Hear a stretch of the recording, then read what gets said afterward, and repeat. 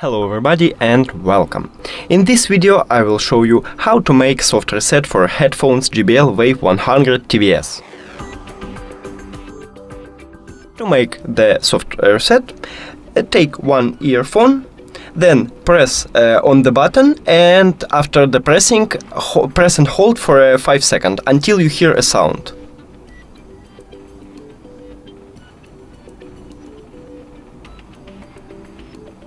And here we go. To turn on it, do it again but without first pressing. Just press and hold for 5 seconds.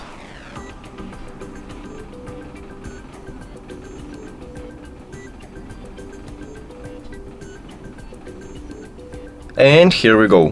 Thank you for watching this video. If you found it helpful, please consider subscribing to channel and leave the like on the video. It's really important to us. See you later!